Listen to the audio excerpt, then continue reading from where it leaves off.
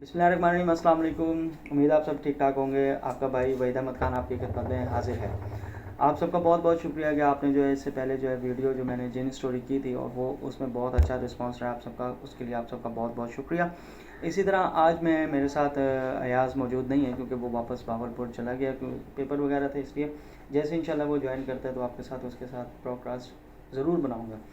अभी मेरे पास जो स्टोरी है वो बहुत ही रियल है और ये स्टोरी कल जो है वो मुझे चाचू जो है वो बता रहे थे, तो मुझे सुन के जो है ना, मैंने उनको पहले फ़ोर्स करा कि आप आ जाएं, लेकिन वो आ नहीं सके क्योंकि उनको मसरूफियत थोड़ी सी ज़्यादा थी।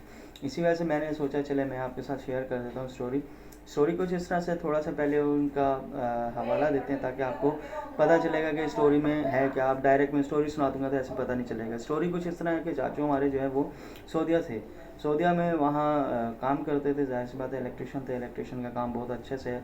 और उसके बाद वो कुछ अरसे के लिए पाकिस्तान आए छुट्टियों में। अब छुट्टियों में जो घर हमारा था वो था पुराने लेवल का, और लेवल का मतलब क्या समझे कि आप, पुराने दौर का घर था। जैसे होते हैं घर, उस तरह का वो घर था। ऊपर भी रिहाइश थी, ऊपर भी आई थिंक 2 कमरे थे और नीचे भी 1 2 3 3 4 कमरे थे नीचे। अब वो सीन ये था कि जुमेरात की रात थी और चाचू बारिश होकर हटी थी। चाचू को जुमेरात वाले दिन जो है वो वाइट सूट पहनना बड़ा पसंद है। उन्होंने भाई वो सूट पहना और बारिश में, उसके बाद सब ने कहा कि इस कमरे में रात के टाइम लाइट जलती नहीं है तो आप रहने दें। उन्होंने कहा नहीं भाई, मैं तो देखूंगा ऐसा क्या है, क्यों नहीं है, क्यों नहीं लाइट जलती। सबको उन्होंने सब मना करा, लेकिन सब ने उनको मना किया, लेकिन वो नहीं माने। उन्होंने कहा मैं देखता हूँ क्या मसला है। अब ये आगे के जो वर्ड्स हैं ये बकौल उनके हैं और घर यहीं भावन नगर में ही वाक़ है। और घर का एड्रेस बताना जाहिर सी बात है अच्छी बात नहीं है, क्योंकि वहाँ पे अभी फैमिली मौजूद है। स्टोरी की तरफ आते हैं। अब वो आए उन्होंने रूम में देखा कि वो कोई भी नहीं है, मतलब खाली रूम है और सब कमरों की लाइटें ऑन है, उस कमरे की लाइट ऑन नहीं है। अब वो दरवाज़ा है वो लकड़ी का बना हुआ है और उसका इतना पुराना है कि वो नीचे जो होता है, जो पुराने लोग होंगे उनको पता होगा कि उनकी कुंडी नीचे होती थी, और जो मेन दरवाजे की जो वो होती थी, क्या कहते हैं उसको, चौखट जिसे हम उर्दू में कहते हैं, उसके अंदर कुंडी होती थी नीचे, और एक होती थी ऊपर वाली साइड पे। इसी तरह के दरवाजे होते थे। दरवाज़ा बहुत मजबूत था। उस कमरे में आने की जगह थी, जाने की जगह थी। ऊपर उसके जो है ना वो वेंटिलेशन के लिए उन्होंने छोटे छोटे से सुराख किए थे। उसके अलावा वो पूरा रूम जो पैक था, क्योंकि वो रूम ऐसे घुसते थे और इस तरफ से थोड़ा सा वो रूम लंबा होता था। अब वो रूम में दाखिल हुए हैं, दाखिल होने के बाद जो है वो उन्होंने देखा कि ट्यूबलाइट ऊपर है। अब टेबल वगैरह वो लेकर आए हैं, टेबल के ऊपर चढ़ने के बाद उन्होंने जो है ना वो माचिस की तीली ऑन की, तीली जलाई। जैसी तीली जलाई तो वो, अब उनके अल्फाज हैं ये बकौल उनके, वो कहते हैं कि जब तक वो तीली की जो गरमाइश थी वो उनके हाथ पे टच हुई है, वो उन्होंने ऐसे नीचे फेंकी है।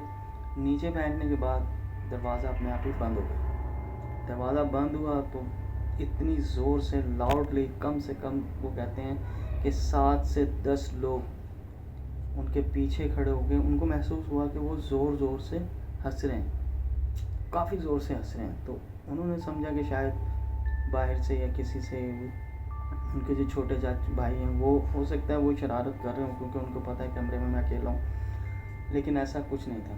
उन्होंने एक दफ़ा इग्नोर किया, दोबारा माचिस की तीली जलाने की कोशिश की, लेकिन वो नहीं जली।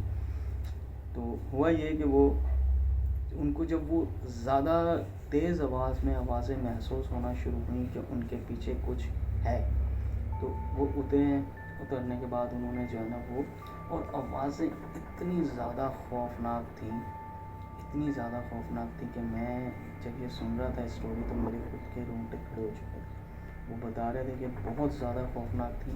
अगर मैं उनको लेकर आता तो वो आपको और मज़ीद अच्छे तरीके से समझा सकते, क्योंकि स्टोरी उनकी है, ब्रेक मैं कर रहा हूँ। कहते इतनी खौफनाक थी कि मैं लरस गया, अंदर से कांप गया कि हो क्या रहा है। कहते मैंने जैसे ही दरवाज़ा खोला, दरवाज़ा नहीं खुला। एक हाथ उन्होंने दरवाजे पे रखा, दूसरे हाथ से फोर्स लगाई पाँव के साथ के दरवाज़ा खुले। फिर वो जाके दरवाज़ा बहुत मुश्किलों से खुला है, तो उस वक्त वो पसीना पसीना हो चुके थे, बहुत बुरा हाल था। कहते मैंने बिस्मिल्लाह पढ़ी और आयतुल कुर्सी में पढ़ता रहा, तो उस वजह से दरवाज़ा खुला। खुलने के बाद वो बाहर सहन में आए। अब यहाँ एक ट्विस्ट आता है। यहाँ तक उन्हें उससे पहले ये लग रहा था कि शायद मेरे भाई वगैरह हैं, क्योंकि काफ़ी सारे मेरे चाचू हैं, तो वो मुझे तंग कर रहे हैं। वो ट्विस्ट यहाँ पर है। जब वो बाहर आए, उन्होंने ऊपर देखा तो ऊपर सारे हमारे पप्पो वगैरह सब लोग खड़े थे और नीचे चाचू अकेले उस सहन में थे। उन्होंने ऊपर से पूछा कि भाई ये कौन है, ये आवाज़ें कौन निकाल रहा है? बख्तियार का है। मेरे चाचू का नाम बख्तियार है, छोटे वाले का। उन्होंने कहा वो चाचू को जब उन्होंने ऊपर देखा तो उसने कहा नीचे से आवाज़ें कि इतनी खौफनाक जो आवाज़ें हैं वो कौन निकाल रहा है? तो उन दोनों का आपस में जो है वो इंट्रोडक्शन हुआ, एक दूसरे को देखा। तो चाचू ने कहा अगर तुम ऊपर हो तो नीचे आवाज़ें कौन निकाल रहा था इतनी खौफनाक? चाचू ने कहा भाई मैं तो ऊपर ही था।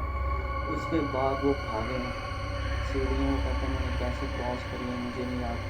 जाके उन्होंने वो कुरान पाक उन्होंने वो अपने सीने से लगाया और कम से कम वो इतनी बुरी तरह काँप रहे थे जैसे बच्चा काँपता है। वो आवाज़ें जो थी वो उन्होंने खुद महसूस की और आज तक वो कहते हैं कि मैंने ऐसी आवाज़ें अपनी लाइफ में कभी भी नहीं सुनी। वो घर वैसे ही बेसिकली बहुत जो है ना वो एक खौफनाक टाइप का था घर, काफ़ी पुराने ज़माने का था। इसी तरह जो है वो फिर ऊपर भागे। ऊपर भागने के बाद उन्होंने जो है कुरान पाक जो था उसका गिलाफ और पूरा कुरान अपने सीने से लगाए रखा। काफ़ी देर तक वो इसी डिप्रेशन में रहे कि आवाज़ें कौन निकाल रहे थे। फिर जाके उनकी कम से कम थोड़ी सी हालत सही हुई, लेकिन वो 10-15 दिन जो है ना वो इसी कश्मकश में रहे कि ये आवाज़ें थी असली थी या फिर कोई निकाल रहा था। इसका जवाब उनको आज तक नहीं मिला। वो समझते रहे कि शायद बख्तियार है जो आवाज़ें निकाल रहे हैं खौफनाक किस्म की। लेकिन इतनी खौफनाक आवाज़ें कोई भी इंसान आम तौर पर अपनी लाइफ में इतनी खौफनाक नहीं निकाल सकता। हद है कोई एक मजाक की हद तक, लेकिन उनको महसूस वाक़यात सबके साथ होते हैं। लेकिन एक ऐसा प्लेटफॉर्म मैंने ये बनाया है जिन स्टोरी का कि इस पर आप अपनी भी स्टोरीज शेयर कर सकते हैं और वो स्टोरी मैं ब्रेक करूँगा इंशाल्लाह। जो कोई भी देख रहा है ये स्टोरीज़, ये देखें कोई ये नहीं है स्क्रिप्टेड स्टोरी, ये सब मैनुअली और सब के साथ गुजर चुका है। वाक़यात बहुत सारे हैं, लेकिन अगर हम इसको लंबा करने की कोशिश करेंगे तो उसका फ़ायदा नहीं। इंशाल्लाह नेक्स्ट वीडियो के साथ आपकी खिदमत में दोबारा हाजिर होंगे। वीडियो अच्छी लगे तो मस्ट लाइक एंड सब्सक्राइब। तब तक के लिए दीजिए इजाज़त। अपना बहुत सारा ख्याल रखें, दुआ में याद रखिएगा। अल्लाह हाफ़िज़।